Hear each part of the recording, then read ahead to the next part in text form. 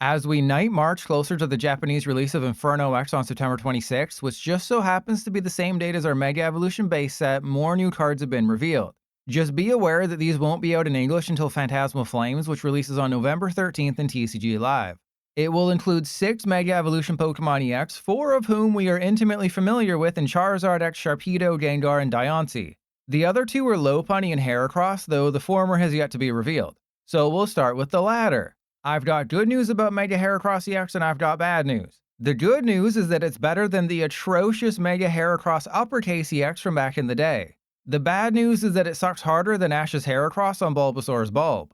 There's definitely potential here, but the 280 hit points on a 3-prize basic weak to fire probably holds it back from being competitive.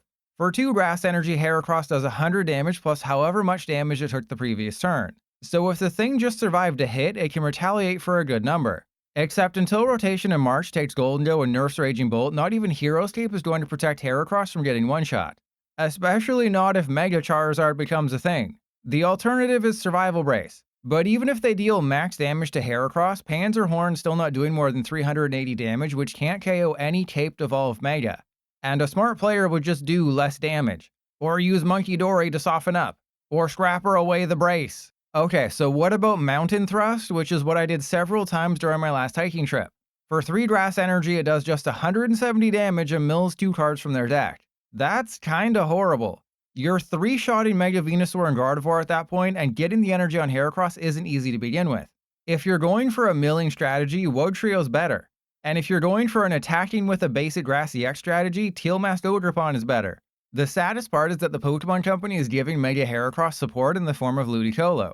If you have a Grass Mega Evolution Pokemon EX in play, Ludicolo heals 60 damage from any one of your Pokemon. This healing does not make me excited. Sure, you could have 4 Ludicolo in play and heal 240 damage per turn, but that requires Heracross to survive, which isn't a given. The much more likely scenario is that you play Ludicolo with Venusaur, if at all, giving you access to more healing. But the new Jumbo Ice Cream is more efficient than Ludicolo, as it's an item that heals 80 damage from your active if it has 3 or more energy attached. So I guess the best thing to come out of Mega Heracross is a white, sticky substance that gets all over your mouth and hands. If you really want to make Heracross work, Meganium seems like it has to be the partner. Forest of Vitality gets you to stage 2 quickly, meaning just a single energy attachment activates Panzerhorn. Or if you really want to use Ludicolo, go with Ogerpon plus Energy Switch, which seems rough. Despite all this deserved negativity, because Phantasmal Flames has less than 100 cards, I'm pretty much forced to play Mega Heracross. But I feel like I'm being generous giving it 2 toes out of 5. A bigger tool than your rival in Gold and Silver, Rotom EX is one of just 4 Pokemon EX in Phantasmal Flames. And it's hard not to feel like they wasted a spot. Far worse than Rotom V with its Draw 3, Rotom EX lets every one of your Pokemon with Rotom in its name have 2 tools attached. This is, of course, the perfect partner for Rotom tools, which isn't exactly what I call a good deck right now. There's 4 different Rotom with the Gadget Show attack hitting for a Lightning, Fire, Water, and Grass weakness. Depending on how the meta shakes up, this could be a thing in the future. But it seems like Psychic and Dark will still be the best weaknesses to go for. In case you've forgotten, Gadget Show does 30 damage for each tool attached to all of your Pokemon.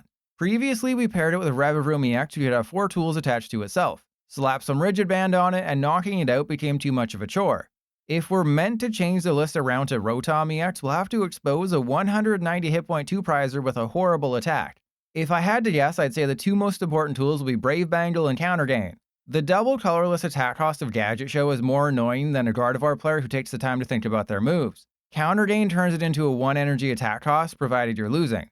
Add Brave Bangle and that's an extra 30 damage boost. Hell, with 2 Brave Bangle attached to your active and 10 total tools in play, not unheard of considering you only need 5 Rotom fully tooled up, you're one-shotting everything except Mega Venusaur, which can otherwise be KO'd with Heat Rotom through weakness. Or you could forget about weakness altogether and just go crazy with Brave Bangle and Electric Generator for energy acceleration, or even Power Blast and Experience Share. Whatever wacky combo you come up with, it doesn't change the fact that this deck loses to almost everything. Iron Hands feasts on your regular Rotom while the heavy hitters can KO Rotom EX. And they don't even need to be heavy hitters because a card you absolutely have to have on the field has just 190 hit points. Yeah, I'm not willing to put more than 2 toes in Rotom's mouth, no matter how tingly they get from all that electricity. The third of 4 regular EXs in Phantasmal Flames, I can't say Mismagius is good. It's potentially annoying though and could turn TCG Live into a bigger coin flip simulator than TCG Pocket. The whole strategy with Mismagius EX revolves around confusion, everyone's least favorite status condition. If Mismagius is in the active spot and your opponent switches in a new active, that Pokemon is now confused. Throw in Vertigo Valley, now confusion doesn't go away upon evolution or de-evolution. We also have a Brambleghast that confuses upon evolution, and good old Dangerous Laser to confuse and burn with an item, though it is your ace-spec. Basically, as soon as you confuse them once, their active could be confused for the entire game. That does require Vertigo Valley to remain in play, and Mismagius to never be bossed or bundled or captured out of the active, but it is possible. This does remind me of the fact that we used to have Ear-Ringing Bell, which was tool-based confusion and never saw much play. Still, confusion can be tough to deal with. In case you've forgotten, or if you've had lies implanted in your head by TCG Pocket, confusion requires a coin flip. If heads, the attack goes through normally. If tails, the attack fails and the Pokemon punches itself in the face for 30. The main problem here is that Mismagius sucks. 2 Psychic Energy to deal a measly 150 damage means you have to get multiple tails flips on confusion to stand a chance. Except Gardevoir decks almost want to take the self-damage as they can just Monkey Door you. Sure, you're able to drop to 6 cards every time with Sex Magic, but Guardy doesn't care if you have 100 cards in your hand. If they have 3 Monkey Dory down, you've already lost, no matter how many times they flip tails. Remember Dewgong from Unbroken Bonds several years ago? Yeah, whatever the opposite of power creep is, that's what happened to Ambipom. 10 less HP and a first attack that does 10 less damage, Ash's Ping Pong Master Monkey can snipe 60 damage to 2 of your opponent's Pokemon for 3 colorless. Obviously, Ignition Energy fulfills that requirement, but how is this even remotely a playable card? Kyurem does 110 to 3 of their Pokemon and is a lot easier to pair with Slowking, so why do we need Ambipom? If you fulfill all 4 of Darmanitan's energy costs with Fire Energy, it's dealing just 200 damage. While I try to see the potential in every card, you can't build a deck around this thing right now. However, you can chuck a 1-1 line into a Camraptor Charizard deck and still be disappointed. If you have a Mega Evolution Fire Pokemon in play, Heracross EX can accelerate all Fire Energy from hand.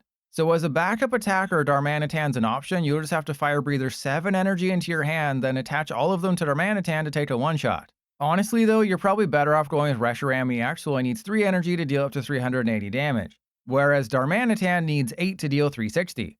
As for the Emboar combo, don't do it. Again, you need 7 energy on a Darmanitan to be effective. Except when it gets knocked out, those 7 energy go to the discard pile where you'll waste all your resources trying to recover them. Finally, we have Flygon, who better get a freaking Mega Evolution in Legends ZA or else I'm only going to play TCG Live for another 5 years. The one nice thing I can say about this new Flygon is that it gives us a 70 hit point Trapinch. Though given that the 60 hit point Trapinch has a call for family attack, the extra 10 HP isn't necessarily better. Are you ready for how bad this card is? When you evolve into Flygon from hand, you can mill 2 cards from your opponent's deck.